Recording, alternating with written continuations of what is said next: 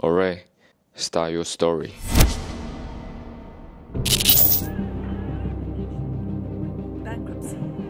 斯里兰卡在2022年的7月的时候面临破产，后来就像大家看到的，非常多的创作者去到他们国家拍摄破产的情况。那到底斯里兰卡人是怎么面对这一切，以及一个国家破产对人民是有怎么样的影响呢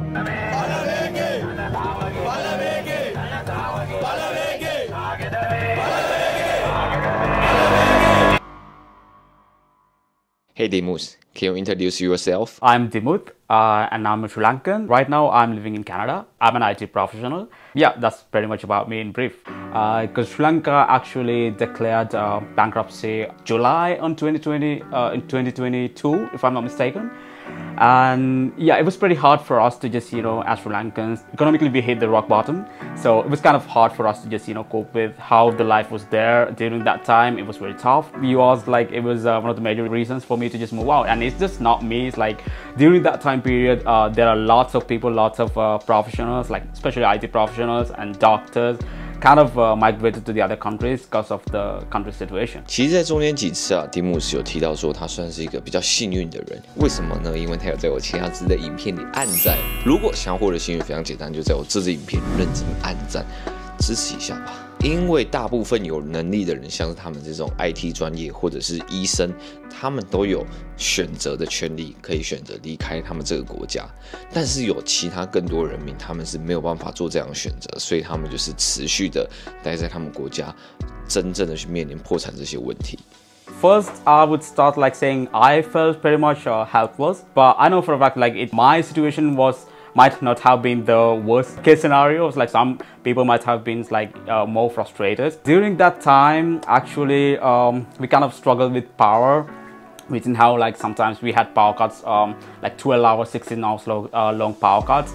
And some essential items we were kind of missing because we had those import restrictions and stuff, lack of medication. And also when it comes to fuel, the government had to literally implement a quota for a person. So it's once your quota expires, only you can pump fuel into your vehicle. So yeah, there were huge queues outside of the gas stations. Yeah, that was kind of huge hassle we had. IT professional I faced, for me, if I have a laptop and if I have a place to sit down, I can just do my work, right? But the problem is if you don't have power, how come you work? You can't work, right? So that was the main problem we had as an IT professional. So we had to struggle to just go here and there to just we had to have backup methods to just backup power supplies, but that ran out too at the same time because when you have 12 to 16 hours, you can't rely on those, right? So the IT companies, software companies, major software companies, they try to do something about it. They made some measures. They provide as much as they can to just keep the employees satisfied and at the same time get the work going. So they kind of provide better salaries as well. They sometimes most of the major IT companies, they kind of peg their salaries to USD so that the people won't have the financial burden because of the bankruptcy. The groceries and everything, the price was kind of rising, right? Crazy rising, honestly. Very helpless at that time, during that time, very stressed at that time. Because even though you, for example, let's say your salary is pegged to USD, you get a good salary, but at the same time, if the expenses are higher than you expect, right, ever. So then whatever you earn just goes for those basic needs and stuff, right? What kind of a life if you don't have anything else to do is other than just thinking about the survival of the next day, right?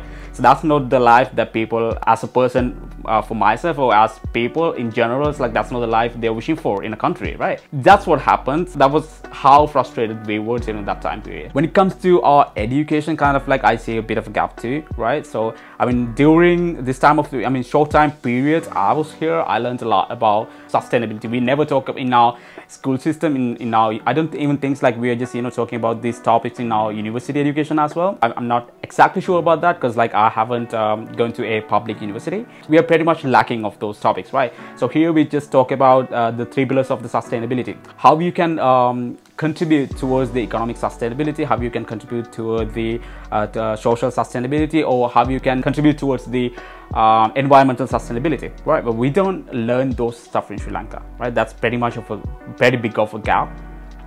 At the same time, our events and stuff, where you learn about sex education, drug education, right? We don't have that kind of education in Sri Lanka. It's something that we are missing out. I think it's essential, right? So for anybody to learn about those stuff. That's what I see as weaknesses. 而除了在教育上的差别，题目还有提到说系统性，他用警察来做一个举例。例如，像加拿大的警察对于不管是人种、性别或者是社会地位，都是一视同仁的。但是在斯里兰卡就没有这么公平的对待所有的人，所以在他这边，他感受到了一股很不一样的这种对待的差别。那他提到这个系统性，其实就是说，因为他们斯里兰卡缺乏了一个好的领导者，也就导致于像他们说的教育，或者是他用警察做的这个例子，没有办法让大家学到什么是重要且应该被知道的事情。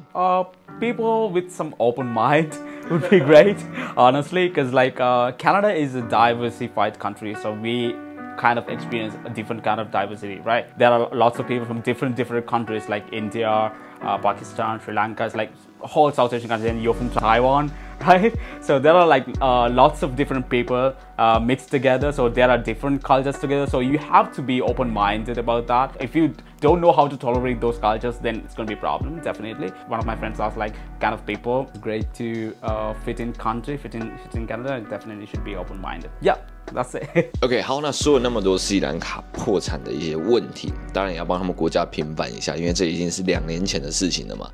现在他们已经是一个可以去旅游的国家，并且在网络上可以看到非常多的创作者也开始去他们国家去拍现在的状况。那也因为他们新总统的上任，整个情况变得越来越好，所以大家如果有想要去那边旅游，也是觉得没问题。但是在一些比较郊区的地方，可能还是有一些治安问题，需要自己去小心一点。I would recommend as one of the best and the safest places to travel in South Asia. Very rich in nature. You can experience different kind of beauty, right? When it comes to nature, there are waterfalls, there are nice rainforests. You can just do hiking, different adventurous stuff. I mean, if you're just traveling, at least stay a month or two. There will be still like exciting stuff to do in Sri Lanka. So at the same time, like I said like before as well, we are very rich in hospitality. You will be welcomed very much and you will have the best experience ever. Really good food taste, right? I have like British friends, I have like friends from other countries as well who pretty much enjoy the food there, like especially the seafood, you know. And also it's like there are some historical places, cultural places, world heritages. I would say like a fantasy island, honestly, because you can enjoy pretty much. At the same time, like I said, it's one of the safest countries to travel. You wouldn't have any problem. People are very helpful. People are always smiling. We'll be helping you out, so won't be a problem for you to travel. OK， 最后如果对斯里兰卡有任何的问题的话，欢迎在下方留言，我会请他解答你的问题的。